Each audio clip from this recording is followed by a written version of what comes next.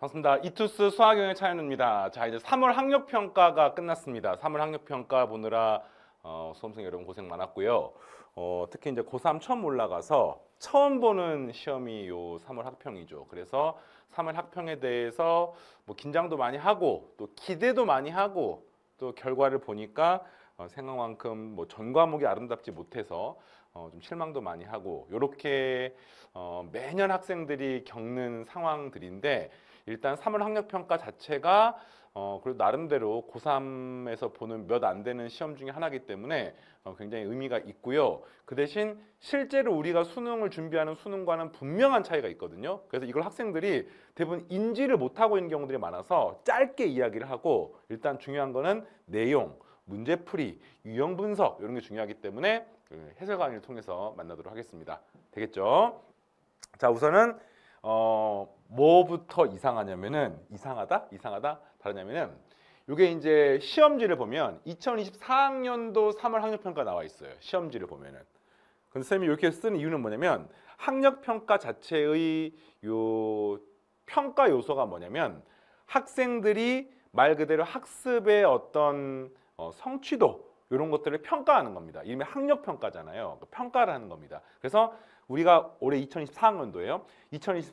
2024년에 그동안 공부했던, 그러니까 3월 초반에 공부했던 또는 그 전에 2학년 때 공부했던 내용들을 쫙 모아서 학생들의 어떤 성취도를 평가하고 따라오는지를 확인하기 위한 거기 때문에 실제로 정확한 이름이 2024학년도 3월 학력평가입니다. 근데 이렇게 이름 붙인 이유는 뭐냐면 대부분의 수험생들이 이 학력평가를 그냥 학력평가 자체나 성취도 때문에 보는 게 아니라 학생들이 신중하게 보는 이유는 이거 내년 수능, 그러니까 정확히는 올해 11월 달에 보는 수능 시험하고 관계가 있고 그것들을 어떻게 대비하기 위한 것이냐로 보는 거기 때문에 수능은 또 이름이 이렇게 붙었거든요.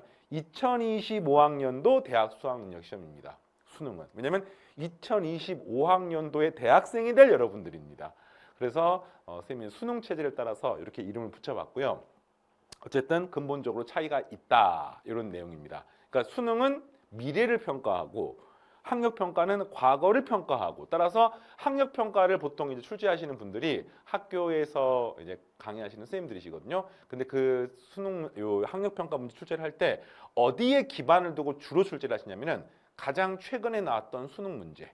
다시 말하면 수능 문제 중에서 2024학년도 수능이 작년 11월 달에 시행이 됐잖아요. 그래서 작년 11월 달 수능을 보고 출제를 하는 것이고 다시 말하면 이 3월 학평 성적이 좀 자기 실력에 비해서 잘 나온다. 압도적으로 성적이 많이 올랐다. 이런 학생들의 대표적인 공통 특징 중에 하나가 작년도 수능 문제를 잘 분석했고 이에 관해서 수능 트렌드를 학습을 했고 이것들을 정리가 된 사람과 안 된 사람이 점수차가 많이 나는 시험입니다. 그러면 다시 말하면 무슨 말이야? 4월 학평이 또 있잖아요. 어떻게 준비하면 되겠습니까? 3월 학평과 그리고 또 4월 달 작년 수능 문제들에 대한 분석과 뭐 기타 다른 것들을 준비하면은 가능합니다. 6월 평가원 모의고사는요? 다릅니다.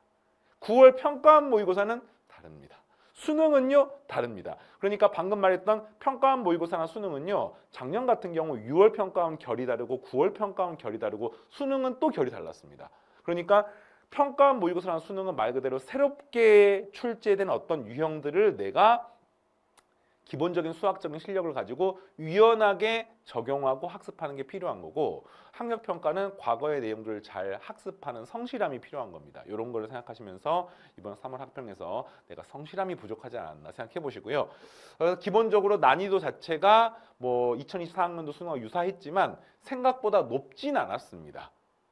개인적으로 봤을 때는 수능에 비해서는 좀 많이 쉬웠다고 느꼈지만 이거는 왜 그래요?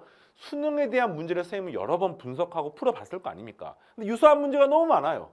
그러니까 생각보다 난이도가 높다고 느끼지 못하는 거지만 실제로 학생들이 신유형은 적었지만 체감을 그렇게 했느냐? 그렇지 않죠.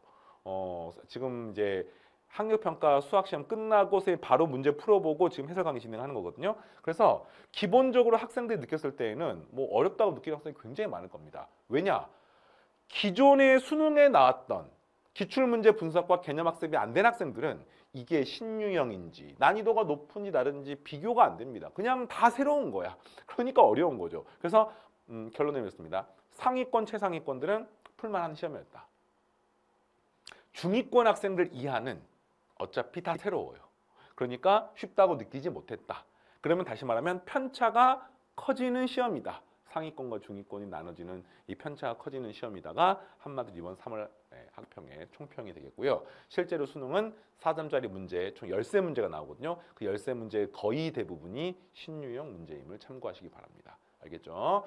자, 그 다음에 3월 학평의 구조적인 어떤 한계점인데 3월 학평은 공통과목이 시험 범위가 전범입니다. 수학원, 수학2는 2학년 과정이기 때문에 전범이고요. 그 다음에 선택과목, 확통, 미적, 기하 같은 경우는 전체 시험에 원래 표면상으로는 6분의 1 정도 되거든요. 표면상으로는. 그런데 실제로 특정 과목들은 한 10분의 1 정도밖에 안 됩니다. 이게 왜 그러냐면은 특히 미적분 같은 경우는 시험 범위가 수열의 극한까지예요. 그런데 수열의 극한에서 보통 수능 시험에서 2점짜리 하나 나오거나 안 나오거나 보통 그렇거든요. 뭐 가끔씩 3점짜리 하나 이렇게 나오는데 기본적으로 그래서 요 선택 과목이 실제 수능 8문제 중에 차지하는 비중이 한 문제이거나 그 이하인 경우가 되게 많습니다. 확통이나 기하는 좀 달라요. 확통 같은 경우는 뭐 경우의 수에 케이스 분류하는 문제가 4점짜리가 무조건 나오고 기하도 2차 곡선 정의 해석 문제가 무조건 4점짜리 나오기 때문에 기하 같은 경우나 확통은 한 6분의 1 뭐 근처가 되는 거고 미적 같은 경우는 10분의 1 근처가 되는 것으로 생각하면 되겠습니다. 따라서 그냥 극단적으로 말하면 이번 시험에서 공통 과목의 나의 점수, 공통 과목의 성취도를 평가하시면 이게 수능하고 가장 밀접한 연관이 있다고 생각하시면 되겠습니다. 근데 이게 이제 4월 학평, 6월 평가원, 6월 평가원도 시험 범위가 전 범위가 아니거든요. 3분의 2 정도가 시험 범위입니다. 그렇게 9월 평가원으로 갈수록 점점점 선택 과목의 비중과 중요도가 커지게 되면서 수능과 가까워지게 되는 거죠. 우리는 다시 말하지만 수능을 준비하는 것이고 3월 학평의 통계 자료는 고3만 통계를 내기 때문에 재수생들은 안 들어가기 때문에 수능과는 괴리감이 있습니다. 그럼에도 불구하고 3월 학평은 당연히 의미가 있죠. 아까 시작했던 것처럼 고3 첫 번째 시험이고 그 다음에 그 첫 번째 시험임과 동시에 학생들에게 부족한 부분을 알려주는 시험입니다. 그 중에 쌤이 한 2가지 정도만 가져와 봤는데 첫 번째로 너네들 시험 아침 8시 40분에 국어시험부터 시작해서 오후 한 4시 정도까지 이제 막 한국사까지 다 봤잖아요. 그 시간 길다 하면 길고 짧다 하면 짧습니다. 네트로 합하면 시험 보는 시간 6시간 정도 되거든요. 근데 그 시간 동안 여러분이 온전히 집중했습니까? 풀로 집중했습니까? 어때요? 그냥 뭐 자신 있게 예스라고 말하는 학생들 거의 없을 겁니다. 학생들에게 필요한 거는 뭐 이 문제 유형이 어떻고 이 문제가 뭐 어떤 게 새로운 문제고 이런 거 분석하는 것보다 훨씬 중요한 게 과연 나는 이 긴 시험이라는 마라톤을 완주할 수 있느냐. 내가 과연 온전히 집중해서 내 컨디션을 점수로 다 환산할 수 있느냐라고 하면은 이게 아닌 학생들이 대부분입니다. 그래서 이제 고3과 재수생들 이 성적차가 수능에서 많이 나는 이유 중에 하나가 상대적으로 N수생들은 이제 이런 시험에 대한 훈련이 많이 돼 있고요. 고3을 할 게 되게 많죠. 학교 내신도 준비하고 뭐 수행평가도 하고 자기소개서도 쓰고 수능도 준비하고 논술도 준비하고 뭐도 하고 하니까 할 게 너무 많아서 실제로 수능 자체만 가지고 준비하는 것은 상당히 부족합니다. 상대적으로. 근데 이제 재수생들은 이미 학교를 안 가기 때문에 내신도 이미 끝났기 때문에 그냥 온전히 수능에만 집중합니다. 수능 그리고 일부 수리 논술 뭐 이렇게 준비하기 때문에 기본적으로 시험에 집중하는 어떤 훈련이 많이 돼 있거든요. 그러면 이제 거꾸로 말하면 우리 고3들은 우리 N수생들은 공부하면서 시험에 대한 자체의 집중하는 훈련 내가 6시간 동안 온전히 국어 시간부터 마지막 탐구 시간까지 전부 다 내가 스포트를 할 수 있느냐라고 하면 그게 안 되면 그거를 훈련하는 겁니다. 어떻게 훈련합니까? 매일매일 공부를 할 때 그렇게 좀 롱텀을 가지고 수학이 지금 100분이잖아요. 100분 동안 흐름을 끊지 않고 공부하는, 자습하는, 강의를 듣는 이런 게 필요한 거예요. 알겠습니까? 엄청 중요합니다.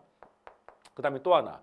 학생들이 대부분 틀리는 게 모르는 것만 틀리는 게 아니에요. 아는 것도 틀립니다. 실수를 합니다. 그런데 실제로 3월달, 4월달, 한 6월 평가 모의고사까지는 중간중간 구멍이 뚫려 있는 개념과 기출문제 덜 푸는 상황들이 아마 아주 자주 발생이 될 겁니다. 그래서 학생들에게 필요한 건 뭐냐? 이번 시험을 보면서 내가 응용력이 부족하고 수학적 사고력이 부족하고 보다는 기존에 나와 있는 것들에 대한 학습이 부족한 게 아닐까. 그럼 그 학습이 부족한 게 과연 뭘로부터 나올까 하면서 이에 대한 학습을 해주시고요. 쌤이 이제 강의 중에서 인사이트 강좌가 있거든요. 그게 개념, 기출 분석 그리고 그에 관련된 문제풀이까지 한 번에 강의하는 기초부터 실전 개념까지 모두 들어있는 그런 강좌입니다. 이걸 활용해가지고 어쨌든 이번 시험에서 기본적으로 반복해서 나오는 것들을 학습하는 게 필요하구나를 여러분이 느꼈으면은 좋겠습니다. 됐습니까? 자, 그래서 어쨌든 이번 3월 학평이 기회 끝났는데 고생 많으셨고요. 학생들이 이제 앞으로 많은 시험을 볼 겁니다. 처음에는 이런 생각이 들 거야. 내가 아니 지금 준비도 아직 덜 됐는데 왜 모의고사를 보고 시험을 볼까?